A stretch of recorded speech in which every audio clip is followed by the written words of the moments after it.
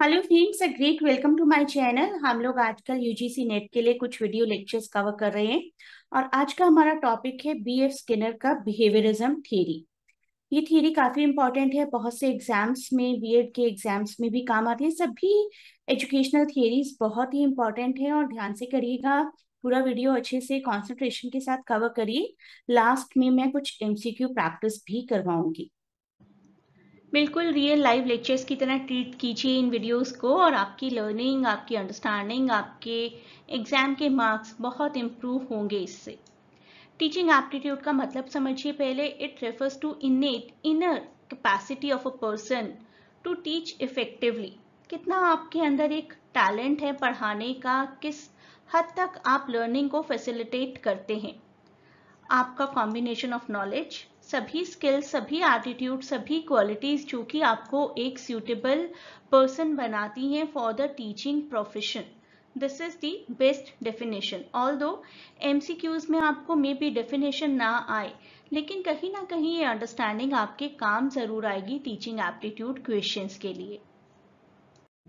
ये सभी थियरीज हैं जो हम एक एक करके टीचिंग एप्टीट्यूड के अंडर कवर करने वाले हैं अंडर दी सब topic theories: behaviourism, constructivism, cognitivism, social learning theory, humanism, multiple intelligences theory and connectivism.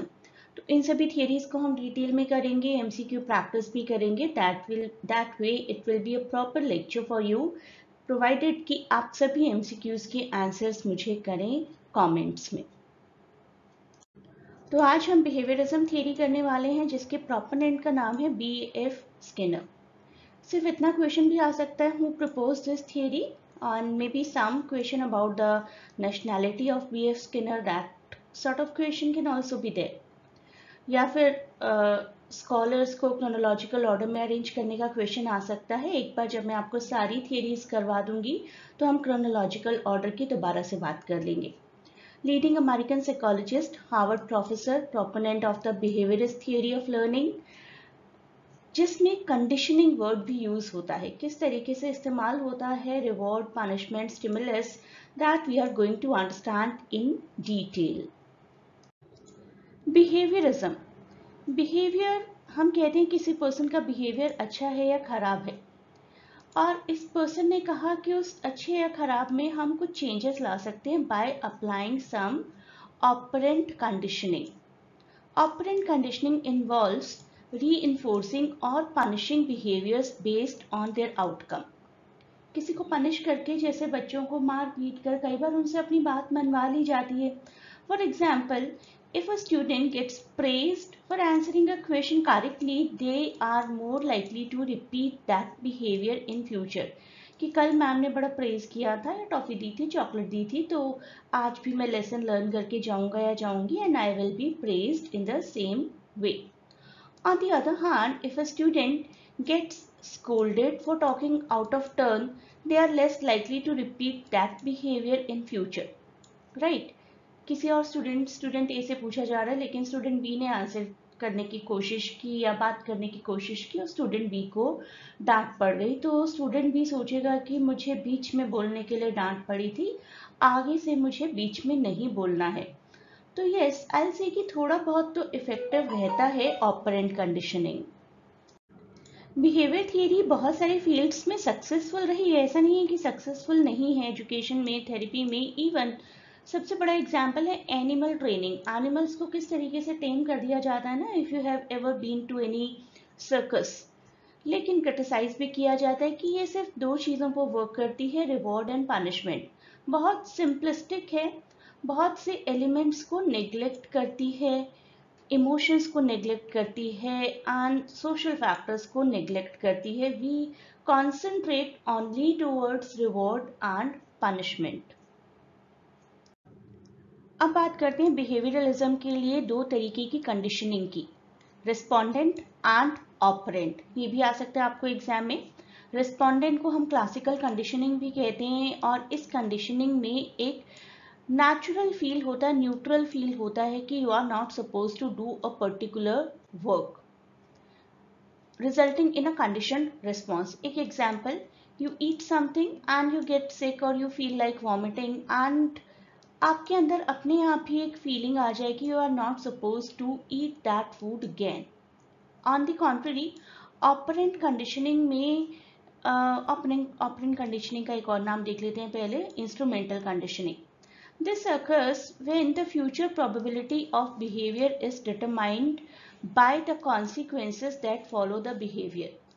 ये एक this is something which is deliberate. This type of conditioning results in voluntary behavior. For example, जब आपको praise मिलती है, कोई piece of candy, chocolate कुछ मिलता है, तब आप उसी चीज को दोबारा करना चाहते हैं। You do something positive deliberately, voluntarily. कुछ एग्जाम्पल्स के थ्रू दोबारा देखते हैं। Respondent conditioning involves learning through association, किसी चीज के साथ जुड़ जाना, and this becomes associated with unconditional stimulus to elicit a conditioned response. और ये सिनेरियो सबसे पहले प्रोवाइड किया था पेवलोव ने, जिन्होंने एक्सपेरिमेंट किया था डॉग पर। अनकंडीशनल स्टिमुलस है इसमें फूड, डॉग्स के सामने फूड रख दिया जाता है, और अनकंडीशनल रिस्पॉन्स है salivation in response to food, right, जिसको हम कहते हैं मुंह में पानी आना। न्यूट्रल स्टिमुलस यहाँ पर क्या है, एक बेल बजाई जाती है, बेल के बाद फूड आता है। इनिशियली बेल की वजह से सेलिब्रेशन का प्रोसेस नहीं होता, लेकिन स्लोली एंड स्टेडिली जैसे ही बेल बजती है the dog comes to know कि अब फूड आएगा, और बेल बजने के साथ ही सेलिब्रेशन का प्रोसेस शुरू हो जाता है। Pavlov rings the bell just before presenting the food several times. Over the time, the bell alone starts to produce salivation. तो कंडीशन स्टिमुलस अब क्या हुआ, bell after conditioning, and conditioned response क्या हुआ, salivation in response to the bell. अब scenario समझिए operant conditioning का। It involves learning through consequences, जिसमें कोई रिवॉर्ड या रीइंफोर्समेंट या पनिशमेंट भी हो सकता है, that follows. For example, a student studying for exam, the student studies regularly. After studying, the student receives praise from a teacher or gets a good grade. अच्छा grade मिलता है, तो स्टूडेंट अब डेलिबरेटली अच्छी पढ़ाई करना शुरू कर देता है, क्योंकि वो प्रेज, वो गुड ग्रेड्स उस स्टूडेंट को पसंद आते हैं। लेकिन रिस्पोंडेंट के केस में it occurs automatically, voluntary response आता है, making it operant condition making it more likely that the student is willing to study regularly in future. तो basic difference क्या हुआ, respondent conditioning focuses on automatic reflexive response triggered by association between stimuli. Example वही, dog celebrating to the sound of bell, automatic हो रहा है ना, dog चाह नहीं रहा है कि ऐसा करना है मुझे। लेकिन ऑपरेंट कंडीशनिंग में स्टूडेंट चाहता है कि मुझे गुड ग्रेड्स मिले, इसके लिए मुझे वॉलंटरीली गुड स्टडी करनी पड़ेगी। बिहेवियरिज्म के प्रोपोनेंट बीएफ स्किनर है, ये आपको याद रखना है। कुछ बेनिफिट्स देख लेते हैं। बहुत क्लियर और बहुत ही ऑब्जेक्टिव मेजरिंग है ये। It allows teachers to tailor instruction and feedback according to each students need and abilities, सबके बिहेवियर का पता चल जाता है।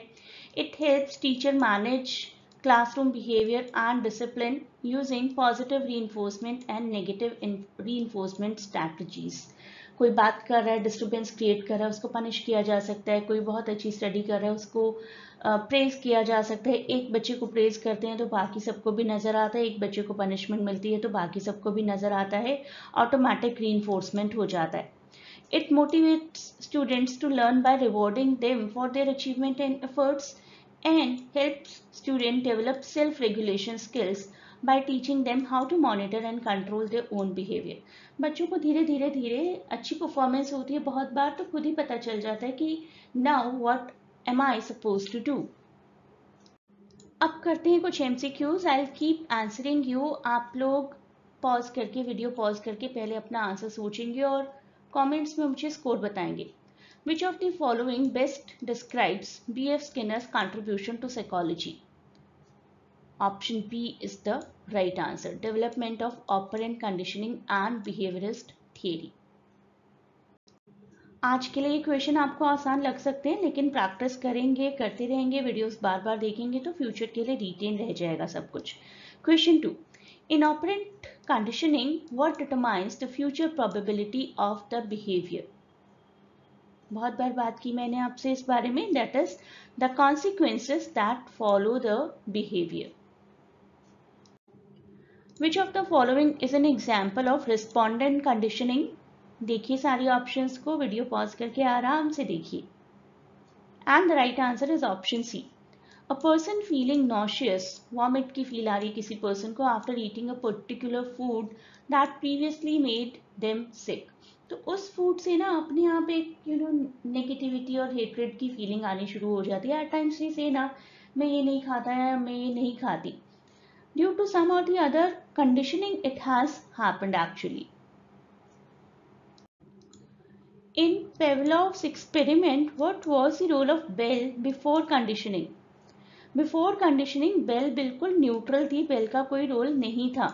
लेकिन आफ्टर कंडीशनिंग, जब बहुत बार बेल रिंग करने के बाद फूड अरेंज किया गया डॉग के लिए, तब bell became a condition, basically condition stimulus हो गई तब वो.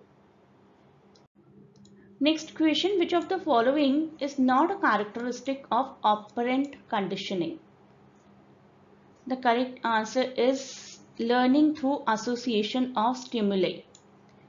Reinforcement होती है, behavior is shaped by consequences, voluntary behavior are influenced by outcomes, but natural stimuli is not associated. अगर आप डिटेल में अपना ये कोर्स कवर करना चाहते हैं, you can join the live sessions, जहाँ पर बहुत अच्छे से डिटेल डिस्कशन किया जाएगा सभी टॉपिक्स का, और स्टूडेंट्स के साथ आप डिस्कस कर सकते हैं, फैकल्टी के साथ डिस्कशन कर सकते हैं. And to join the classes you can click the link given in description.